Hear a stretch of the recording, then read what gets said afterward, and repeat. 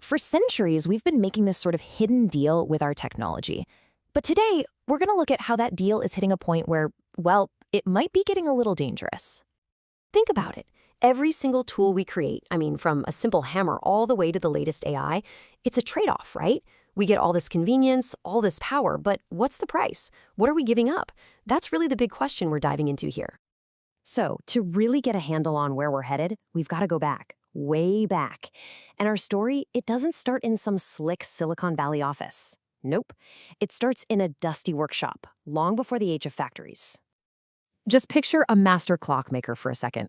The whole idea, the design, what we'd call conception, it's all in their head. And the actual skill to build it, the execution, that's in their hands. Brain and hands working as one. That unified process, it gave the craftsman everything: knowledge, independence, real power. And then the factory arrives. And guys like Frederick Winslow Taylor look at this beautiful unified process and see one thing: inefficiency. So, what was their big idea? To split it all up, to literally separate the brain work from the hand work. All the thinking, that goes to the managers. The actual doing, that's for the workers, who are now just supposed to follow a list of simple, mind-numbing steps. And this brings us to a really important word: deskilling. It was a sociologist, Harry Braverman, who pointed this out. He called it the central trick of the whole industrial age. You basically pull the skill out of the person and bake it into the management system. The worker, they just become a cog in the machine. And believe me, this idea of deskilling, it definitely didn't stay inside the factory. Okay, so fast forward to today. That story of deskilling is still happening. And the next chapter? It's taking place somewhere you probably are every single day: your car. We're not just deskilling our hands anymore. Now, we're deskilling something deep inside our brains: our ability to find our way. Really think about it. When you're just following that GPS voice, turn left in 200 feet, you're not really navigating, are you? You're just following orders. You've outsourced the hard mental work of building a map in your head to a gadget. And the part of your brain that's supposed to do that, the hippocampus, it just goes dark. And this isn't just a theory, there's real science to back it up. Our brains have this amazing thing called neuroplasticity. Use it or lose it, basically. They physically change. There's this famous study of London cab drivers. To get their license, they have to memorize thousands of streets. It's this insane test called the knowledge. And guess what? They found these cabbies have way bigger hippocampi. When you use that internal map maker, it literally gets bigger. When you don't, well, you get the idea. Okay, so where does this lead? The self-driving car, of course. The human is just supposed to be the backup, right? But this is where we run into something kind of scary called the automation paradox. And it goes like this: the better the automation is, the worse we are at taking over when it inevitably fails. Our brains just aren't built to sit there and passively watch something that works perfectly almost all the time. We zone out. It's human nature. So what happens in that 1% moment when everything goes wrong? How long does it take for a driver who's completely checked out to snap back to attention and get the car under control? The studies are shocking. It can take up to 22 seconds. 22 seconds! At 65 miles an hour, that is an eternity. We are literally deskilling the exact mental muscles we need most in a crisis. All right, so this whole pattern doesn't just stop with finding your way. We went from deskilling our hands to our internal compass. What's next on the chopping block? Well, now we're talking about outsourcing our actual thinking to AI. You might remember people talking about the Google effect years ago. The idea that we stopped bothering to remember stuff because, hey, we could always just look it up. But what's happening now with generative AI, this is a whole different ballgame.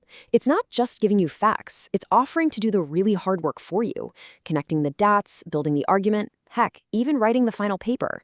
It's basically offering to outsource the process of thinking itself. And man, is that offer tempting. Just look at this study out of Carnegie Mellon. They had students use AI assistants for a writing class. The result? They spent 65% less time on their writing, and their average grade jumped from a B+ to an A. Come on. On paper, that looks amazing, right? Faster work, better grades. What's the downside? Well, here it is. This is the big question that gets past all the hype. Are those students actually learning? Are they building the real skills underneath? Or are they just getting really, really good at hitting generate? The research points to two totally different ways of using these tools.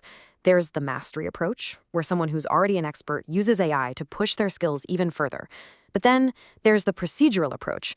That's where a beginner uses it as a crutch, to just get the answer and skip all the struggle. And here's the kicker. The way these tools are designed, so fast, so easy, they are constantly nudging every single one of us toward that second path. And that's the real danger, isn't it? We're being sold this fantasy of a world with no friction, no struggle. But that struggle, that feeling of your brain churning to connect ideas, to find the right word, that's not a bug. That's not a flaw in how we learn. That is how we learn. So this brings us to the end of the line, the final and, honestly, the deepest part of this whole story. What happens when this way of thinking, this logic of automation, gets applied not just to our jobs or our hobbies, but to our actual lives? There's actually a word for this, from a philosopher named Martin Heidegger. He called it end-framing. It's this chilling way technology starts to see everything. And I mean everything. Not as something with its own mystery or beauty, but as just a resource waiting to be used. A standing reserve, he called it. So a forest is no longer a forest, it's timber. A river isn't a river, it's potential kilowatt hours. And a person. A human life becomes just another project to be optimized for maximum efficiency. But the craziest thing about all of this? It didn't have to be this way. There was another path we could have taken. Right at the very beginning of the computer age, people imagined a totally different future. Way back in 1962, the big dream wasn't about artificial intelligence, AI, the kind that replaces us. No, the dream was about intelligence augmentation, IA, the kind that makes us better. This was the vision of an absolute pioneer named Douglas Engelbart. His goal wasn't to build machines that could think for us. He wanted to build tools that would help us think better. Imagine that, a world where all the messy, intuitive, wonderful stuff about being human, our hunches, our creativity, wasn't seen as a problem to be automated away, but as something to be supercharged by our tools. And that really gets to the core of it, doesn't it? The original promise was a partnership, a true symbiosis between humans and machines. But what are we being sold today? It's a future of automation and replacement. So that leaves us with one last big question. We were offered this incredible partnership, a way to augment our own humanity. So why does it feel like we're so willing to choose a cage instead? A beautiful, gilded cage, sure, but one that promises to relieve us of the very struggle of what it means to be human.